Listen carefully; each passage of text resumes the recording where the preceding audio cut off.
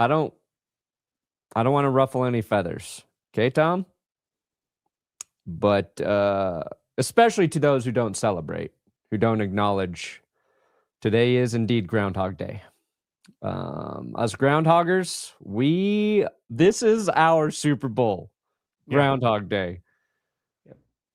We believe in one furry little muskrat, and he just told us the government controls the weather. So do you know what Phil said? Did I hear what Phil said? Do you know what Phil said? Yeah, he said the government controls the weather. Oh, I meant just like about,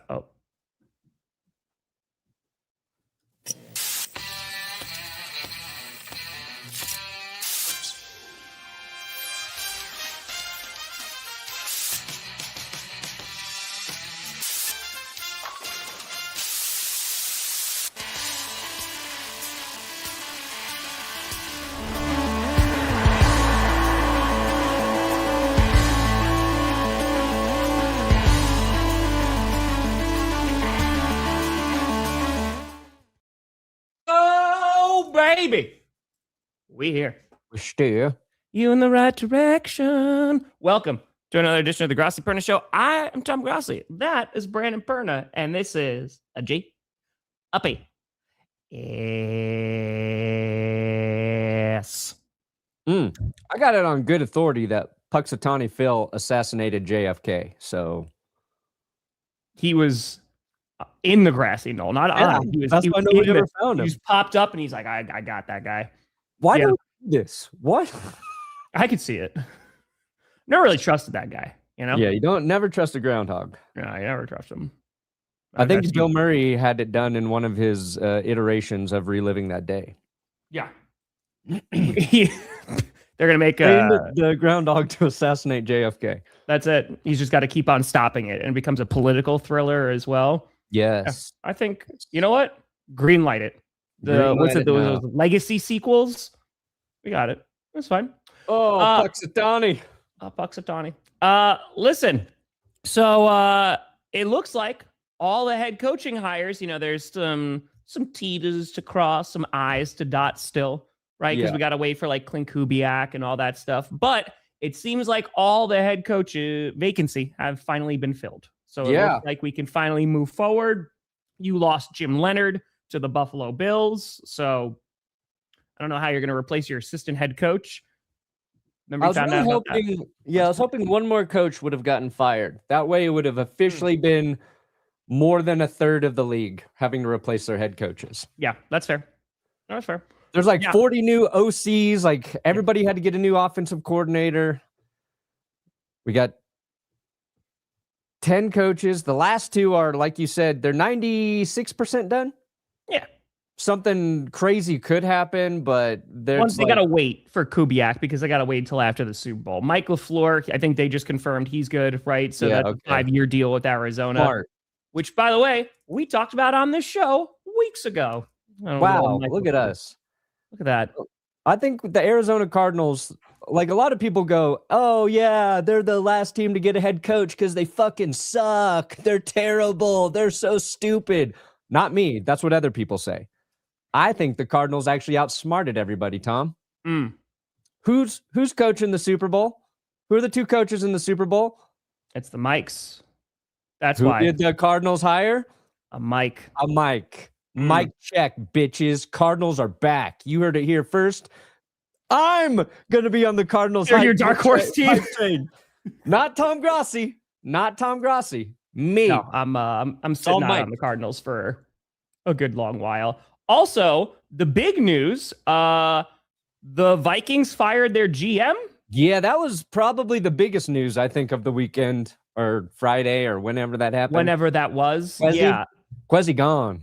Yeah. Because Quezzy suck at draft. He's the timing of it was weird. And that has also spawned a very interesting conversation on the internet because it's like, oh, he took 2 weeks after like the birth of his child. And like, that was a whole thing. And I was like, what? And then it was like, because who was the coach who just said that, did he miss a birthday or did he miss like the birth of his child or something? And then they were comparing the two. But yeah, the Vikings, they're going to get a new GM. Yeah. The only way an NFL head coach gets to raise their child is if their child becomes a coach in training. That's the only way the Belichicks got to see their dad was being on the team. Kubiaks, we got 2 Kubiaks floating around there. The Shanahans, you got to be at the field with your father, or that father, he ain't around. Yeah. I could see it. I mean, then I feel like you have to start. GM spending 2 weeks with this newborn baby. God forbid. Can you imagine 2 whole weeks? Oh my goodness, the franchise could fold. Yeah, because what it was that? I think Diana Rossini put that out. I'm not sure who.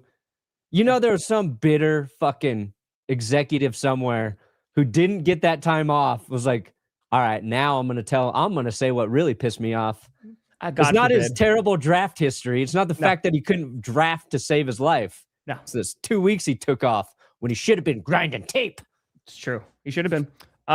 Gold coin, that's why it's not official yet. So Klint Kubiak is not officially the Raiders' new head coach, but it is expected because they cannot hire him until afterwards. However, because there's that 1 week, that buffer between the championship game and then also the Super Bowl, they're allowed to interview and talk to head coaching candidates that are coaching in the Super Bowl. So that's how that came to be. So they probably offered him the position, but he can't actually take it until after the Super Bowl's done.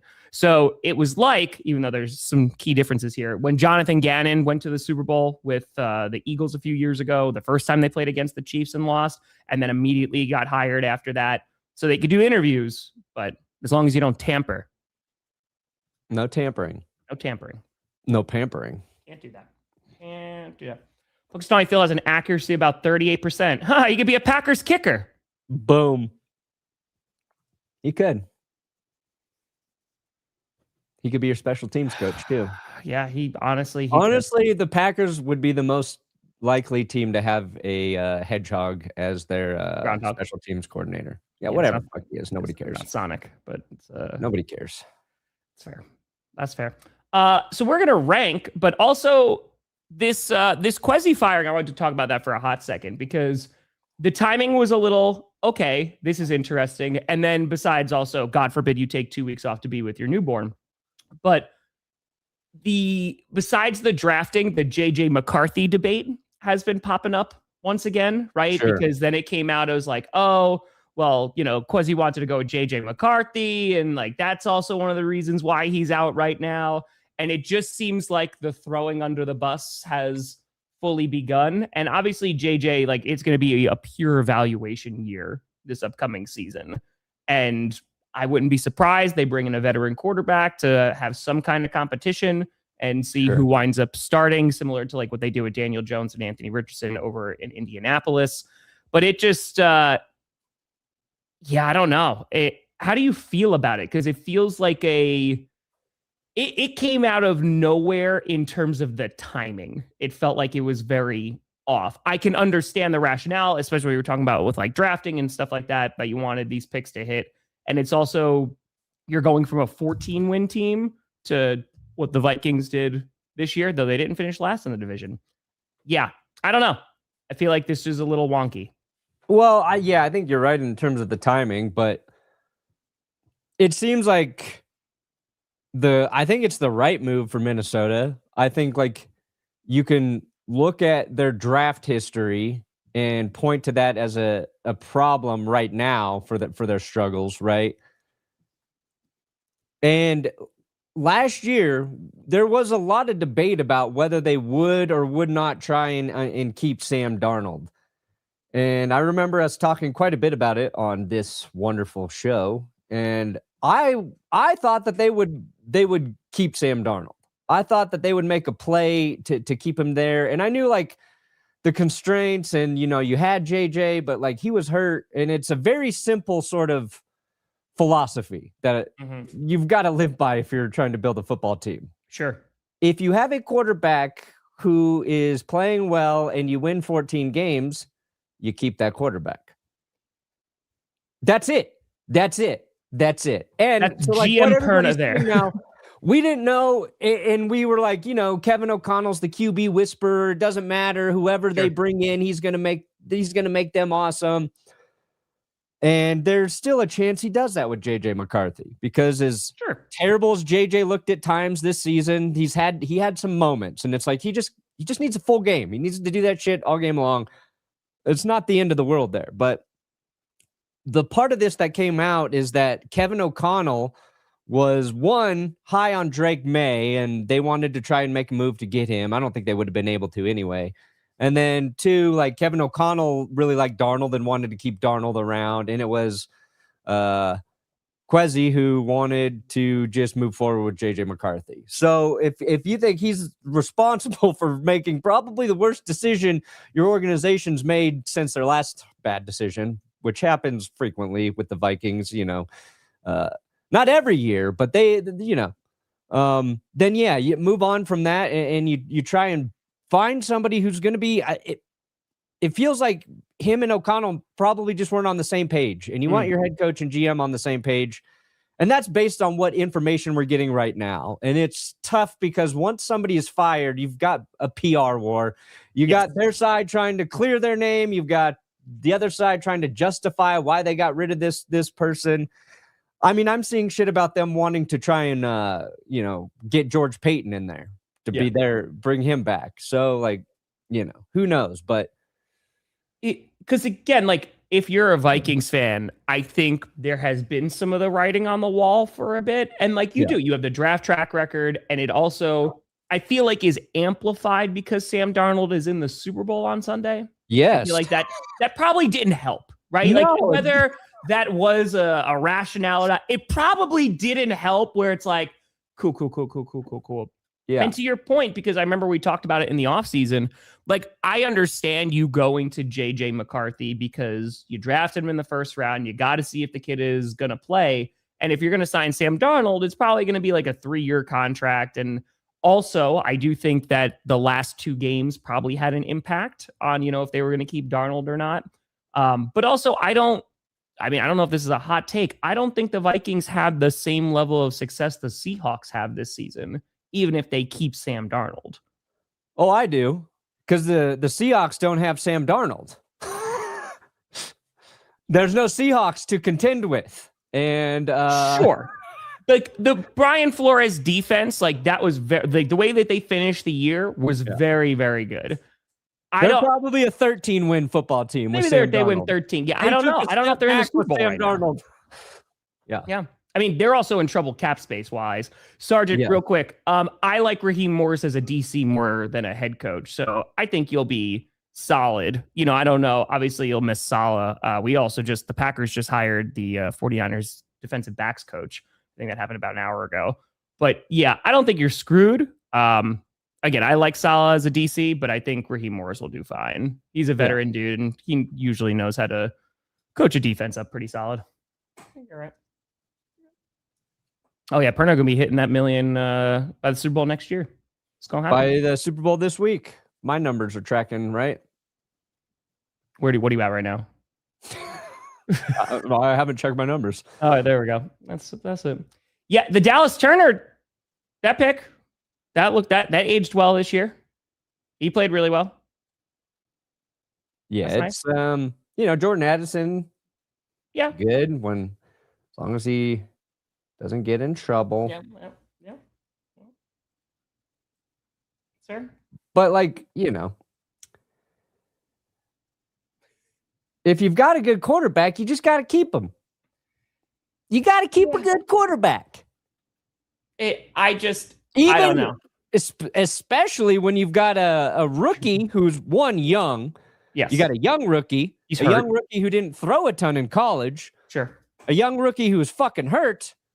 Let that rookie marinate in your system. They should have. Sure. I mean, you probably would have had to given Darnold a 3-year deal. Yep. But they should have done that at minimum, or just made him one of the highest paid quarterbacks for 2 straight years. Now, if he wins the Super Bowl this week, holy God. That's gonna be tough. That's gonna be tough. Suck for Vikings fans. That'll be tough. But yeah, I don't know. It just, because there was mentioned before, like, he does a press conference and then they fire him right afterwards. It felt like it was a snap decision. And again, I think you could track it back and go, okay, I understand the reasons why. The timing's just weird, man. I did not expect to see that this past weekend. And yes, depressed, we should be doing a Friday Night Q&A this week. Yeah. I mean, because if you go look at their cap space, man, like they're going to have to make some decisions. It's going to get interesting for the Minnesota Vikings. And you're also like in a super competitive division. So it's gonna, if JJ doesn't work out, and again, the way that I see this playing out is that they're going to bring in a guy, like I'm just going to throw out a name of like a Mac Jones, right? They're going to bring in a guy like a Mac Jones and go, okay, it's August, compete. Whoever has the best reps, they're going to start. Yeah. Probably you're going to see a guy like Mac Jones start, right? And then you'll see if JJ McCarthy can eventually, take the job back. Yeah. I think that's really just the only way it can play out at this point, because there's a few things that you're worried about with JJ. You mentioned him not throwing a lot, but it's consistency, right? Young player, what have you. It's injury, staying healthy the entire season. That's also one. I think he has to do both of those in order to get that starter job, because otherwise they're going to have to move on. Brian Flores signing a new contract extension. He didn't get a head coaching gig this cycle, but if he's able to coach up a really good defense again, he's going to start getting some more calls. Right. Yeah. He's going to start getting some more interviews. So, I mean, you're only going to have that defense for so long. Justin Jefferson's still a young dude, but you saw the frustration that was there. And it's just, you have to capitalize on these windows when you have them. So their window got shut. Yeah, they got a rookie quarterback and they don't even have the luxury of being, cap friendly right now. No. And it's not even just Sam Darnold that was a bad decision. Daniel Jones left as well. Daniel Jones was there. He left. He was. Looked great until he got hurt. Carson Wentz, serviceable until he got hurt. Basically, every decision they made this last offseason to shore up their QB room just didn't pan out. Did not pan out.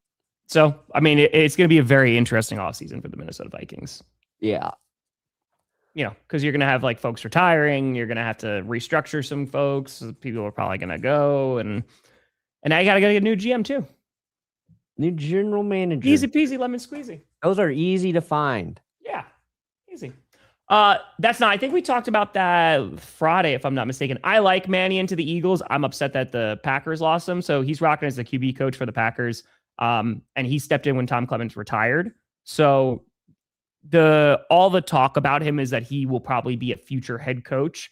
So yeah, I think it's a good signing for Philadelphia. I think you should be pretty content with that.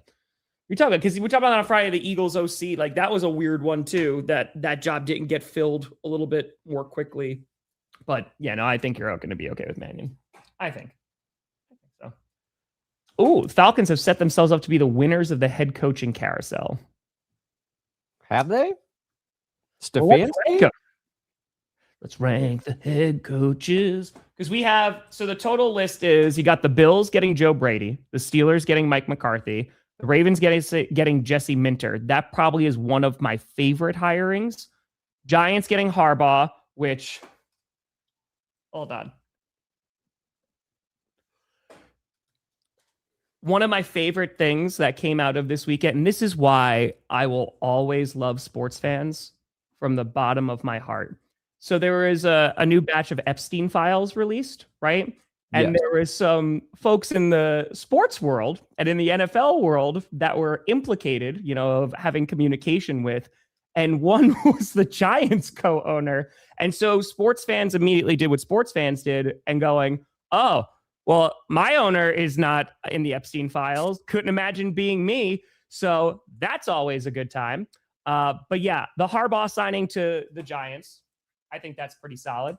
Stefanski to the Falcons, I do like. Halfley to the Dolphins, I'm curious to see what he's going to do with that roster, but I think he will do pretty solid. Saleh to the Titans, Munkin to the Browns, Mike LaFleur to the Cardinals, and Kubiak to the Raiders. I really like the Kubiak one to the Raiders too. And we'll rank all of these, but I think the one that I'm probably the most excited about is Minter to Baltimore. Ooh. I do like that one. I think that he could Tish's response was very bad.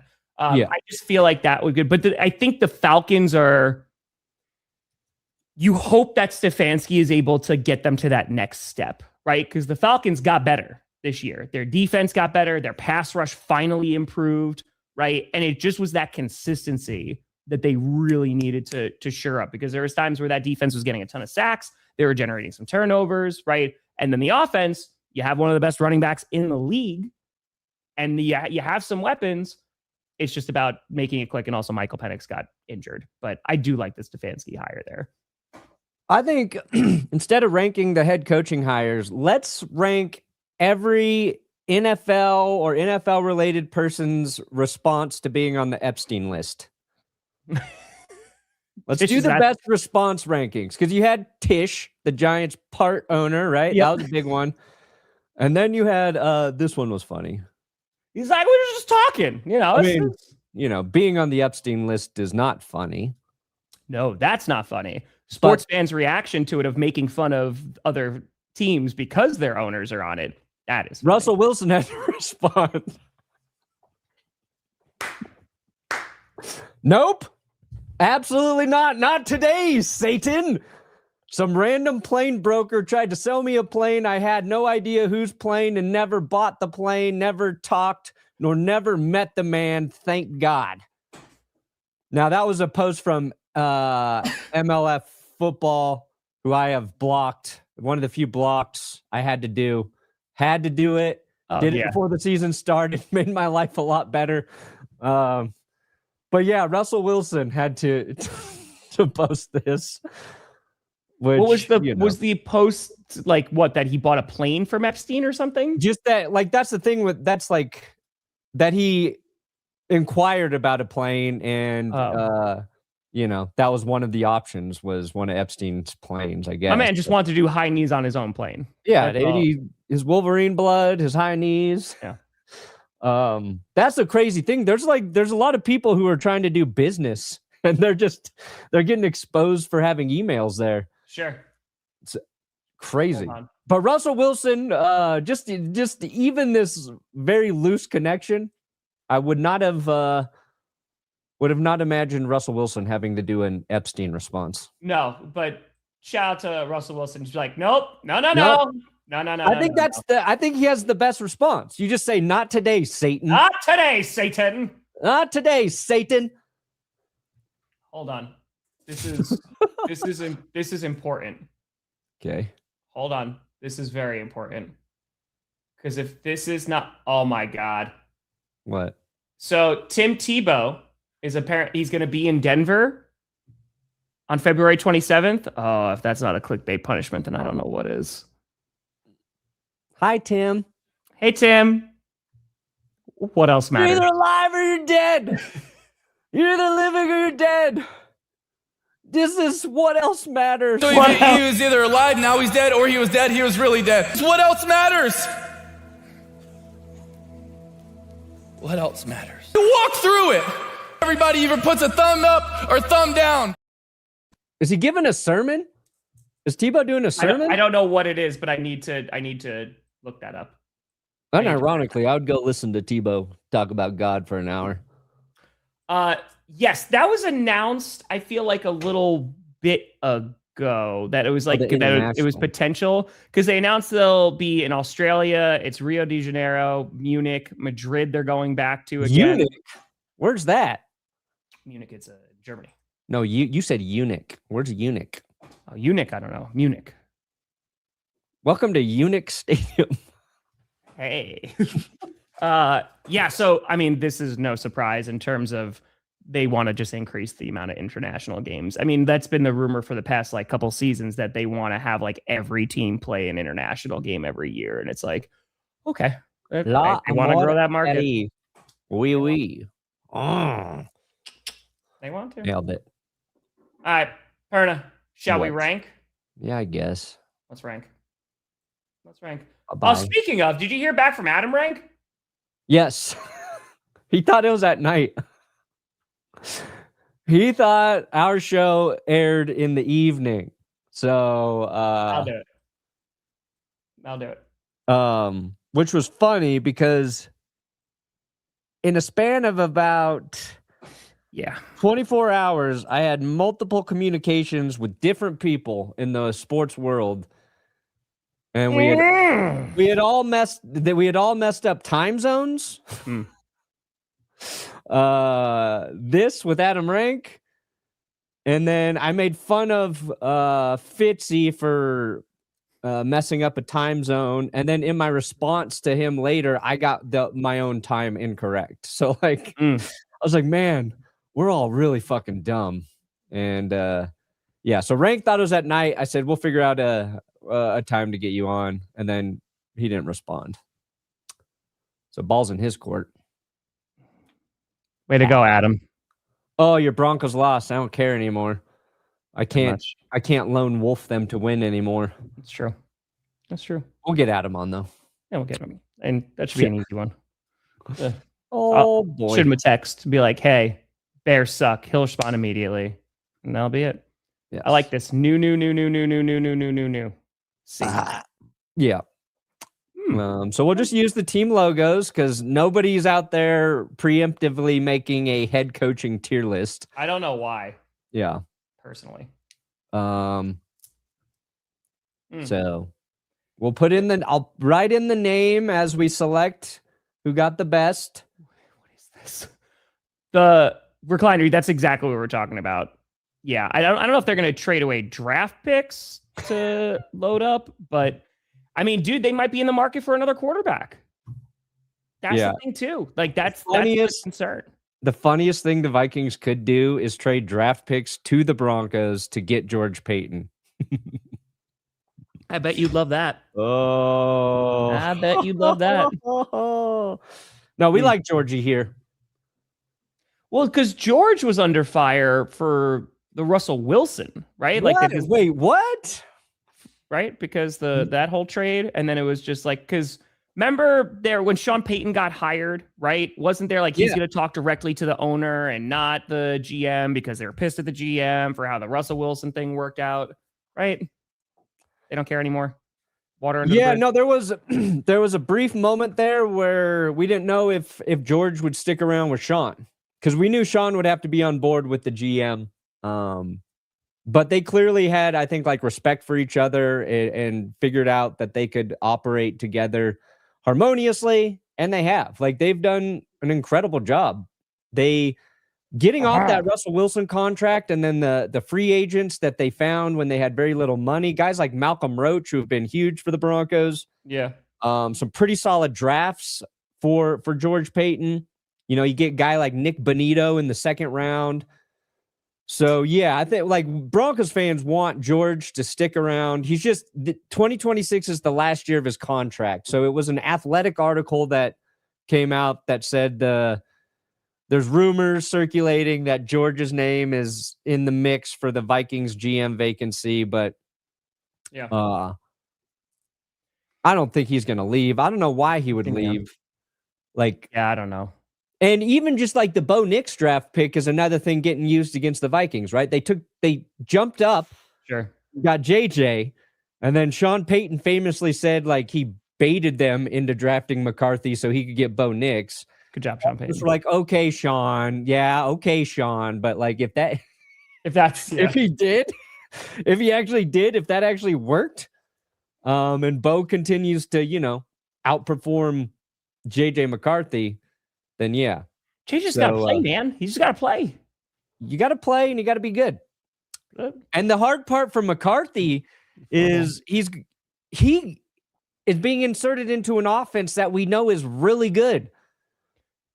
That's where it becomes tough because Bo Nix had at least a little leeway of like, we don't know how good the skill position players really are. Like outside of Cortland Sutton, we know he's reliable, but yeah, you got Justin Jefferson, you got Hawkinson, you got Addison, you got Jalen Naylor. You've got all these pieces. So underachieving with those guys where we've seen them thrive with other quarterbacks, that's a lot of pressure.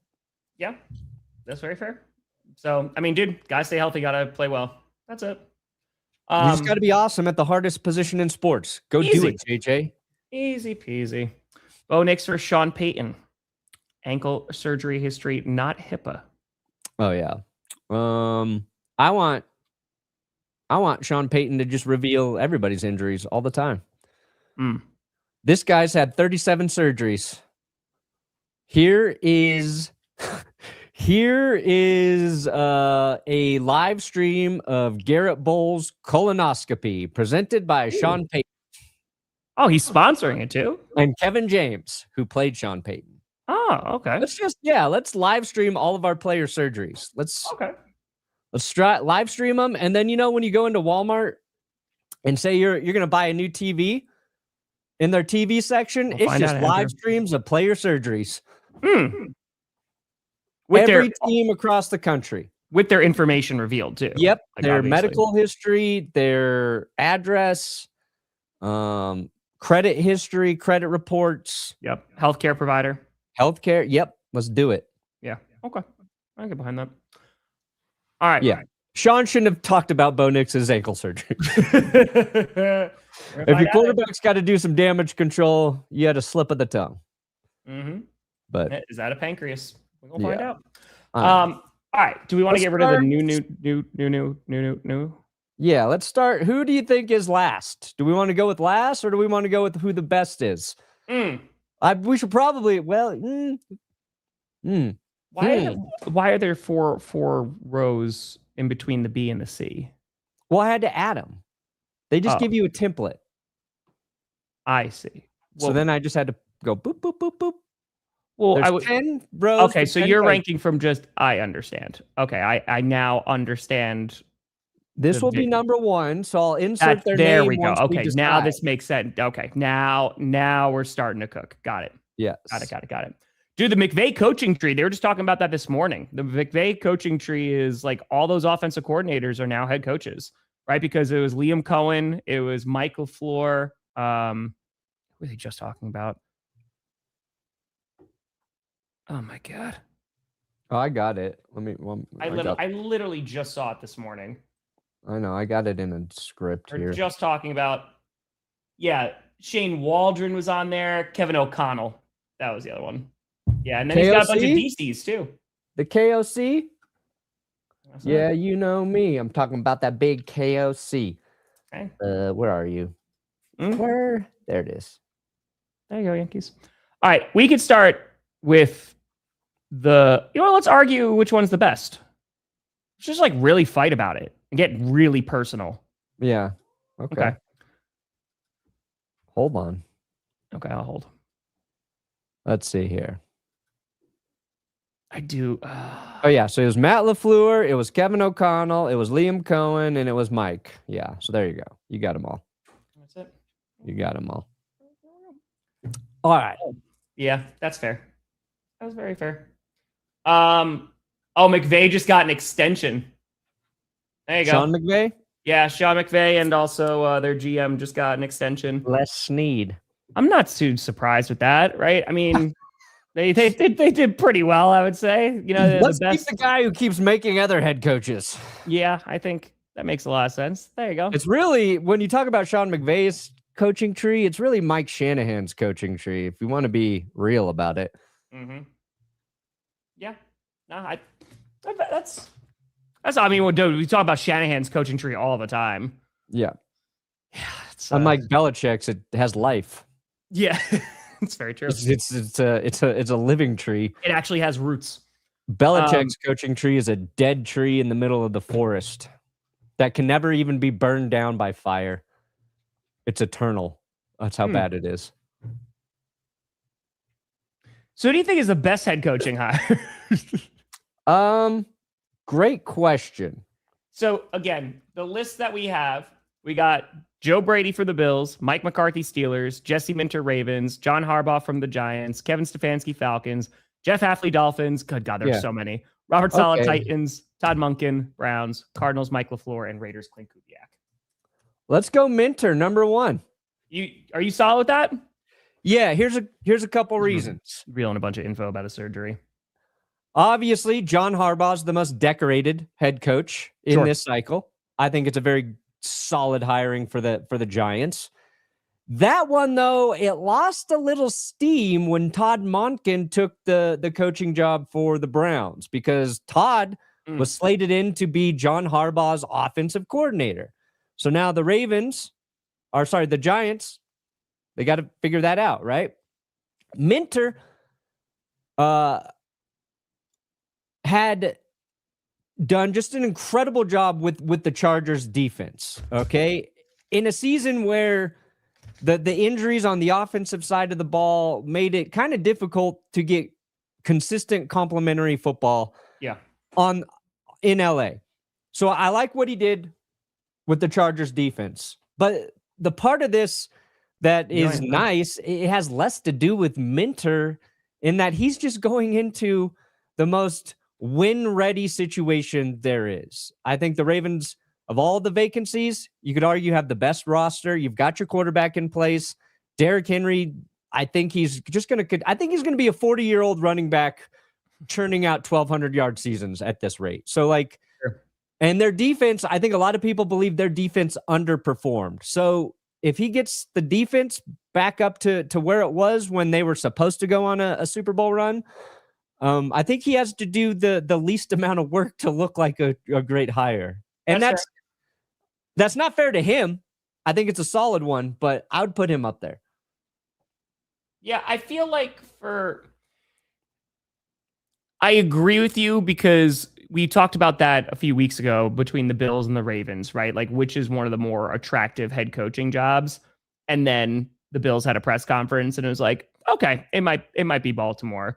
But I think just because what Minter, as you talked about, he coached a top 10 defense in nearly every category this past season. They were, because I have it here, they were fifth in pass defense, 8th in rush, and 9th in points allowed, right? And especially at times the lack of complimentary football, right? Yes. Or they were getting put on the field a lot because Justin Herbert was running for his life.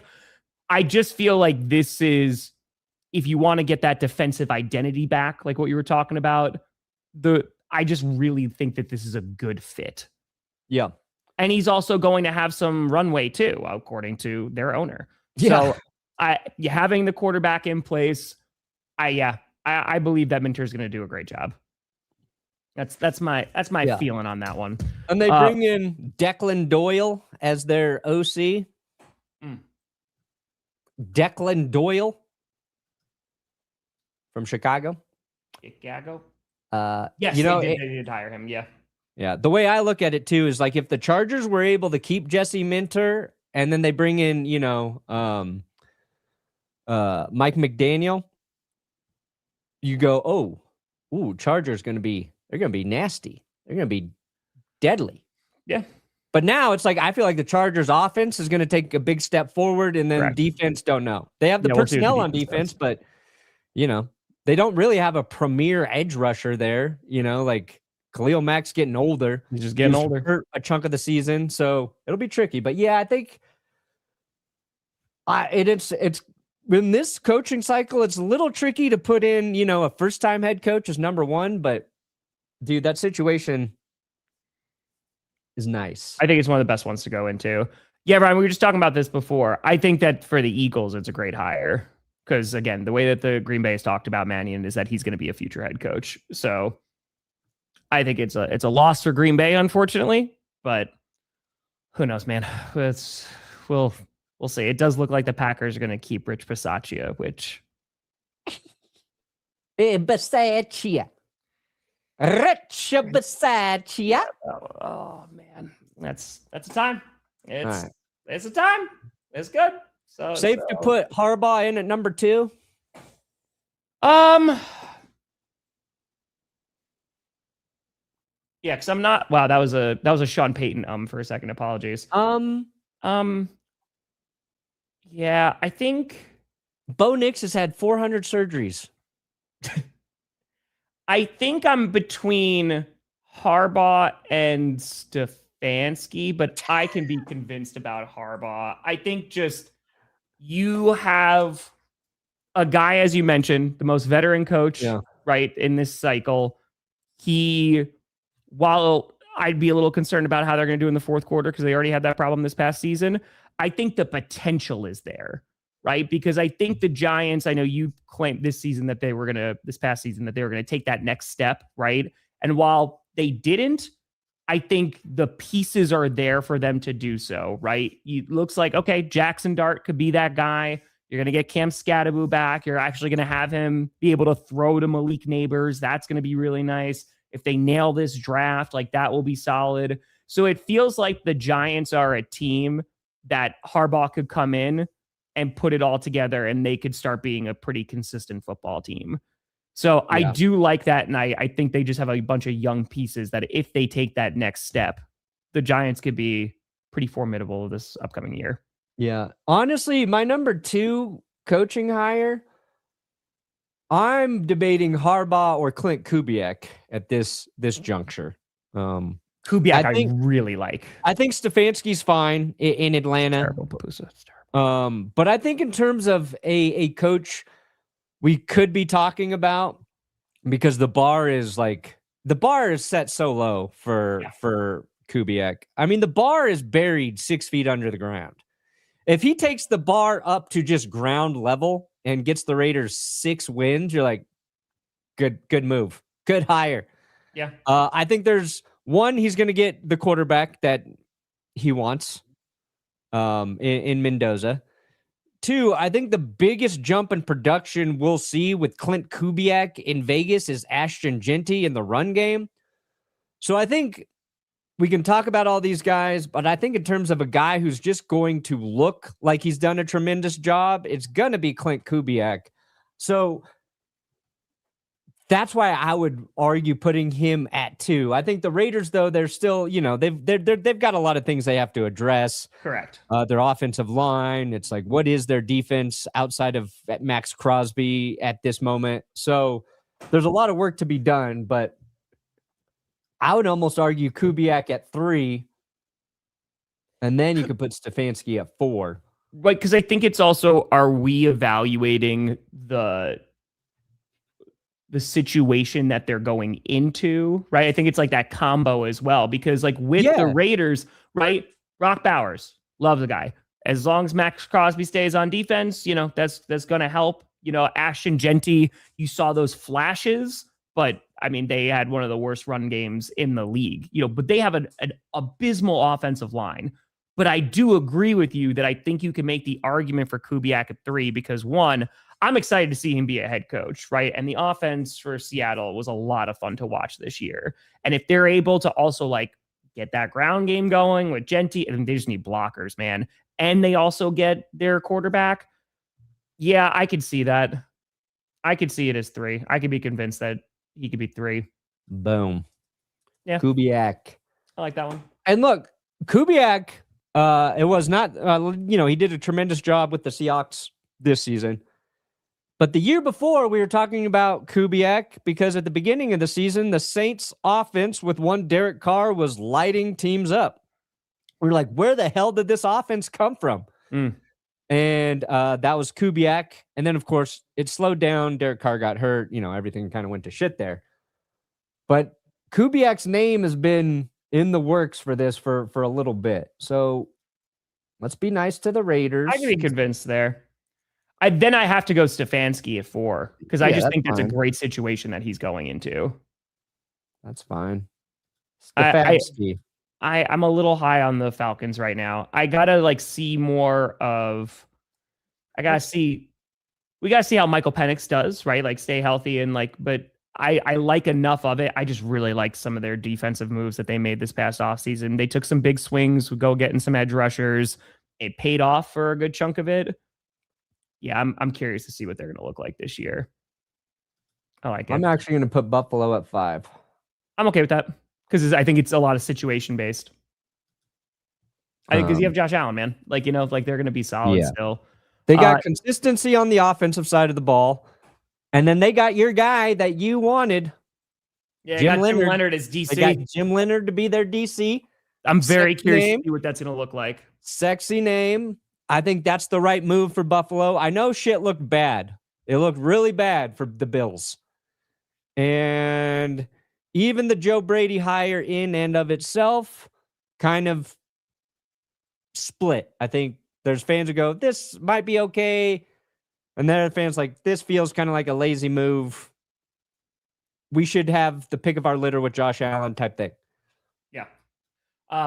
Real quick, Mr. King, I actually like this hiring because you're also getting an experienced offensive coordinator. Raheem Morris just came out and just had like glowing reviews for Zach Robinson.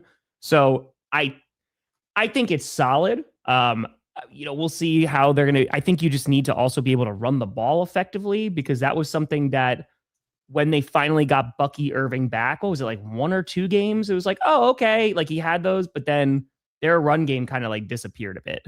So I feel like just having consistency in that, one, you have an experienced guy, and 2, as long as he's able to be there for multiple seasons, so Baker Mayfield is not getting a revolving door at offensive coordinator, I think you're going to be okay.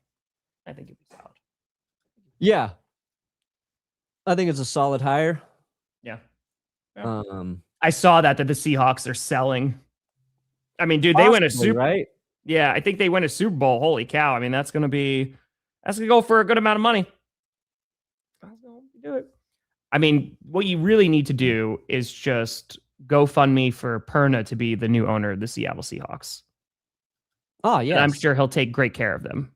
Totally won't take out the Russell Wilson trade on them. No, I would never do such a thing. I think YouTube should buy the Seahawks and let YouTubers run the team. I think so. Yeah. Yeah. That would go well. I think so. I think it'd be just fine. Running the Seahawks would be owning the Seahawks would be the easiest job in the world right now. You know what you do? You do nothing. You go, John Schneider, just keep fucking running this team perfectly. Just keep doing your thing. Yeah, it's ESPN who put that out. They said Seahawks will go up for sale after the Super Bowl. Yeah. The spokesperson declined to comment, though, but they said they don't comment on rumors or anything like that. Yeah. So we've already said it will change at some point per Paul's wishes, but I have no news to share. Our focus on winning the Super Bowl and completing the sale of the Portland Trail Blazers in the coming months. So that's what they're looking to do. All right, so yeah, all you gotta do is make sure the new Seahawks owner is not on the Epstein list. There you go. That's the easiest team to run right now, because you got a great GM, you've got your head coach in year 2 taking your team to the Super Bowl. Looks like you found your quarterback. Buy that team and just don't touch a thing for a decade. Don't meddle. Don't be an owner who wants to meddle. Yeah. That is the first question. Have you ever spoken with Jeffrey Epstein? Yeah. No, we continue. Yes. Not so much. And if you have you responded? Not today, Satan. Not today, Satan. Not your response, today. Not today, Satan. Okay, so this is where it gets a little... This is where it gets hard. This is where it gets a little more complicated. So we got Mike McCarthy to the Steelers, right? We got Jeff Hafley of the Dolphins, Robert Saleh to the Titans, Todd Monken to the Browns, Mike LaFleur to the Cardinals. Yeah. Oh, boy. Because again, if we are evaluating both situation that they're going into and also the coach that's being hired, I feel like it's either, for me, Saleh to the Titans, Hafley to the Dolphins, I want to say, but I think I put Saleh just above, just because at least there's a little bit more experience there, and I don't know what the Dolphins are going to do at certain positions, and the Titans have their quarterback. Yeah. And like McCarthy, I do think... I would go Titans right in the middle here. All right, I'm happy with the Titans there. I think it is a solid hiring for Tennessee. I could go solid to Titans. I feel that. Yeah. I think they've answered their biggest question in that, hey, we've got a quarterback we're excited about. We saw Cam Ward play well in less than ideal circumstances. Saleh, I think, learned a lot from his first coaching stint. He's already said he's coming in. He's going to be calling the defense. Yes. He said, that's a strength of mine. That's something I should have done in New York. And there are, with Jeffrey Simmons on that defensive line, like, I think you get a lot out of that defense right away. It's about making that offense click. Who's their fucking offensive coordinator? So right now, just real quick for the defense, they were I know- ranked 28th in points allowed, right? So like that's got to get better. And I feel better about Saleh because he's going to be calling plays on the defense. I feel like he can make that defense better. There's things they have to do on the offense. They spent a whole lot of money last free agency on offensive line too. They got the guy from Pittsburgh, and their offensive line still was not great. But again, there was like those handful of games where it was near the tail end of the season that they were actually running the ball well, right? And it was like, oh, okay, they have a run game they can lean on. Their offensive line's doing okay, but they need to shore up the offensive line, needs to be more consistent in the run game, and they need weapons to throw for Cam Ward to throw to. You know, that's going to be some of the biggest changes that they need. Yeah. And I forget, it's Brian Dable. So you got another guy, head coaching experience. Yep. I think that's should bode well for Cam Ward. Two failed coaches from New York. Let's see how it plays out in Tennessee. The New York of the Mid-South is what they call Tennessee. Yeah. They need to bring in Jay Cutler as their quarterback coach. Bring in Jay Cutler as your quarterback coach, Tennessee. Yeah. Not a single piece of hair on that Titan staff. Nope. Just bald. Bald. That's it. All right. So Okay. what is this? 6? Call that 6. Yeah. This one, I feel like, oh man.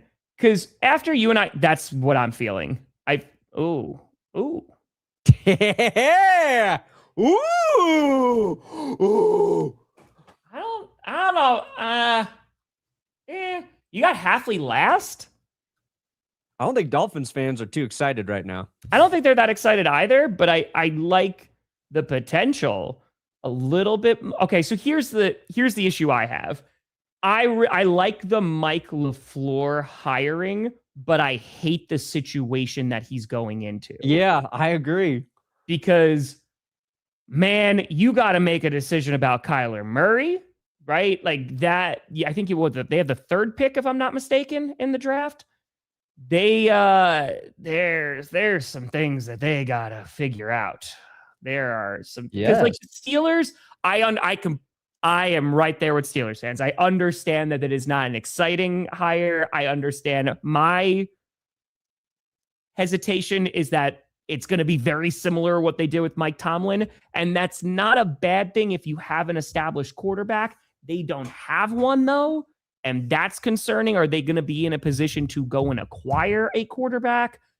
Because I feel like McCarthy, if they had the guy there, cool. But dude, if they bring back Aaron Rodgers for another year, you are literally just doing the same exact thing. Yeah. And that's concerning for me. The Cardinals lost 9 games in a row to finish the season. Most in the league.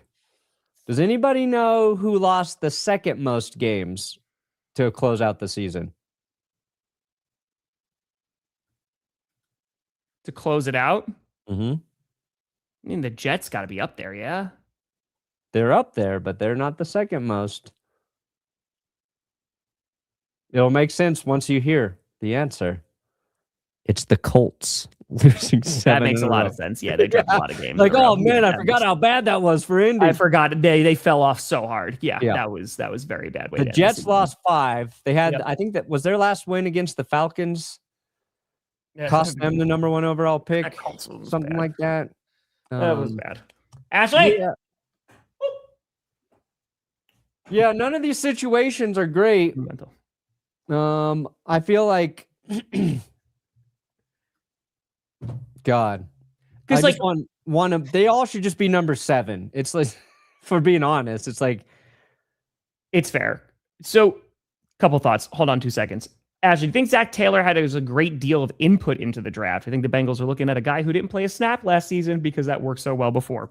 It always works well.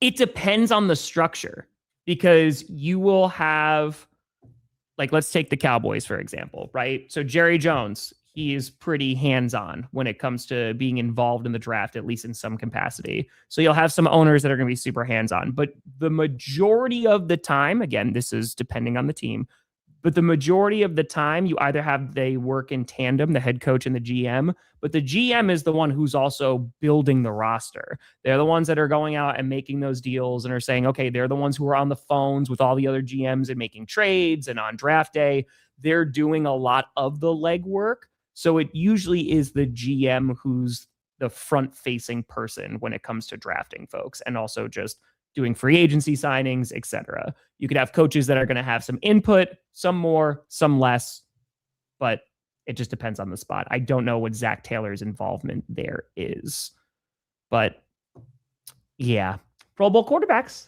right? That's something. Yeah. That's something. This is probably how I'd rank this. Don't blink. If you're a blinker, cut your eyelids off. And I agree with you. I don't think Mike is the worst hire. No.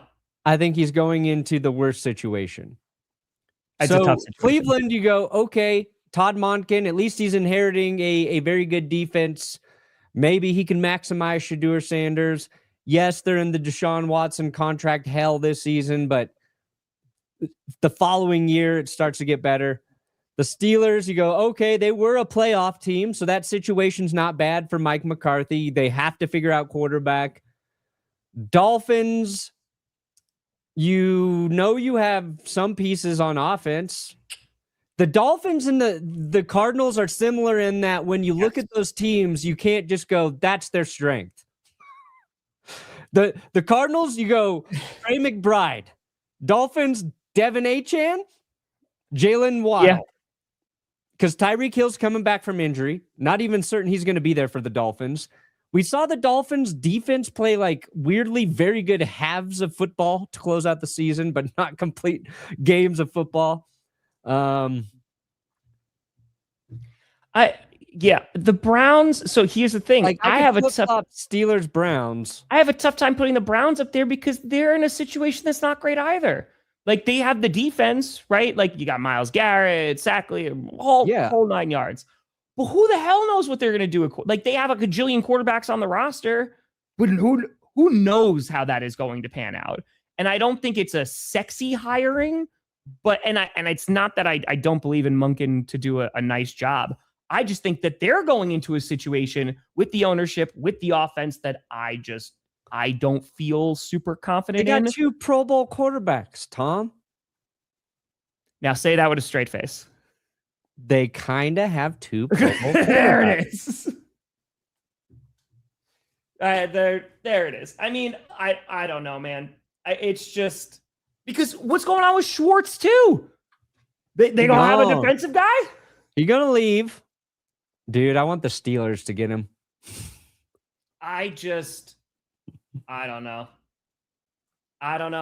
Yeah, these last 4, it's like, I feel like 2 of these teams will be hiring another head coach in 2 seasons. And it's not even necessarily going to be that coach's fault.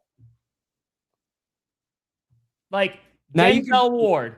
Here we go. Denzel Ward. For Jim Schwartz. If we can be back, I'll be happy. Brother, the players don't even know. Like, nobody. Yeah. It's a disaster. Like, there's so many things to figure out, and it's the same thing with the Cardinals, and it's the same thing with the Dolphins. Dude, it's the same thing with the Steelers. I agree with you that they could be at 7. I feel like I can get behind this ranking a little bit more, but yeah, man, there are so many questions for these remaining teams, and they're all at quarterback, yes. Right? Yes. Steelers, they don't have the consistency at quarterback there, and they're not in a position to draft one. The Cardinals, I don't think they're going to go out and draft a quarterback in this draft class. The Browns, who the hell knows what they're going to do? And the Dolphins, they need to figure out what's going on with Tua. The Cardinals need to trade Kyler Murray to the Browns or Steelers or Dolphins. Here's why I will leave the Browns and the Cardinals at the bottom. It's because of their ownership. Doesn't help. Haslam, Bidwell, 2 of the worst owners in the league. I think Woody Johnson is in there in your bottom 3. I don't love Dolphins ownership. No. But I think Miami's a better place to coach than Cleveland or Arizona. I don't think I think Todd Monken is a very average hire in this coaching cycle. Sure. I think he's going to be okay for Cleveland. The Steelers, good ownership. They're going to give McCarthy a lot of room, a lot of time, and I think that's a good thing. Probably not what Steelers fans want if it's not working out, but yeah, I think it's going to come down to like these two situations. I don't feel like they have the pieces there to fix it in terms of the very top level. I can say this with almost complete certainty. I think Malik Willis is going to be the starting quarterback for one of those 4 teams next season. Probably not Cleveland. Dolphins? I can see Dolphins. I mean, listen, they're already the Miami Packers. If the Cardinals could, if with Mike LaFleur and the Cardinals, they could get Malik Willis, that's a good. Well, you got the LaFleur connection to get him to Arizona, or you got the Packers connection to get Willis to Miami. If Miami says, we are actually done with Tua, they got to pay Tua this year. So we kind of predicted Malik Willis going to the Cardinals as an option anyway. I think he's going to go to Miami. I think that makes a lot of sense. I think Arizona makes more sense. If you're Michael, I don't know. I don't know what you do. I mean, it's just, there are no easy answers for any of these teams. And this is why, like, the situation, like, I think McCarthy, again, I said this a couple weeks ago, I think he's a good coach. I don't think he's right for the situation unless they're able to find themselves a quarterback that then they can start building around. And I just don't know if they're going to be in a position to do that. Yeah, I think the Cardinals need to trade Kyler Murray. They, take your hit. But somebody will trade for him. Somebody will trade for him. I don't think anyone's taking that contract on. Somebody will trade for him. This is the NFL, man. We just saw 10 coaches get canned. Don't tell me there's not a team dumb enough to trade for him. There is certainly a team dumb enough, and I just don't know what team that is. Here's a question for you. Out of those bottom 4 teams that we have, who do you think has the best season? The bottom 4? So, yeah. Steelers. I think the Dolphins have potential. I think that they could potentially get up there. But yeah, Steelers, I think they might just be the same team that they were last year. Yeah. Literally. They're going to win 8 or 9 games. I almost guarantee that for the Steelers. Yep. I mean, they've until we know the quarterback question, we can't actually answer that for any of those teams. Yeah. Right now, of those teams, who has the best quarterback? The Dolphins with Tua. And people don't think he's good. Or Quinn Ewers even. Holy shit. Will Howard in Pittsburgh? Don't know. Shadeur with a head coach that likes him? Maybe. Jacoby Brissett is actually the best quarterback on any of these rosters. Dude. If the Cardinals just fix their defense and let Jacoby continue to rip it, dude, I'd get behind Jacoby Brissett for another year in Arizona. He played very solid football down the stretch. Football. And they had no run game because everyone got injured. But dude, I'm looking at this Kyler Murray contract right now. His cap hit is $52.6 million this year. Next year is 43.5, and then they can get out in 2028. I don't know who takes a swing on that. The Jets? But why would they? I mean, the Jets it's being the Jets. I know, I understand they're the Jets. I understand that they are. It's the Jets! But man, I don't know. He can go. The Falcons can have him come back up Michael Penix. And here's the thing, dude. Like, the Cardinals are also in a division. The Cardinals are in a division where 3 of those teams were in the divisional round. Cardinals. They were 2 in the NFC Championship game. Like, yeah. It is a rough spot to be in right now. Yeah. I don't know. Like, I can see a world, and maybe I'm very off on this. I can see a world where they keep Kyler Murray another year because they're just like, all right, man, like he's cost too much money. What if? I don't know how that's gonna go well. Yeah, I don't know. I don't know. That's Where's a tough Anthony contract. Richardson going to be quarterback? What'd you say? Where's Anthony Richardson going to be playing? It might be Minnesota. They might. They just be like, you know what? Let's bring him out here. But we'll see if Daniel Jones is ready for the season. Give me the Browns. Give me Anthony Richardson. Give me Shedeur Sanders. Give me. I want another 5 quarterbacks battling in training camp. I want it to be exactly the same. That's listen. If they're able to offload that contract, maybe that they'll actually allow their players to not have to pay for lunch in team facilities. Maybe Bidwell is very cheap. We'll see what happens. All right, Perna, what do you got coming out, buddy? We have everything we got wrong about the 2025 football season. Ooh, that's a fun one today.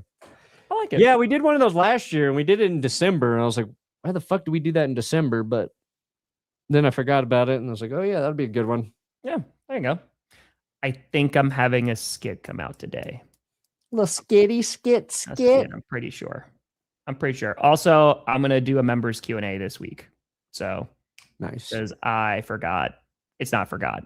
I couldn't do it in January. So we're just going to do 2 in February. We'll make it happen. Okay. Well, folks, appreciate the hell out of you. We'll see you soon.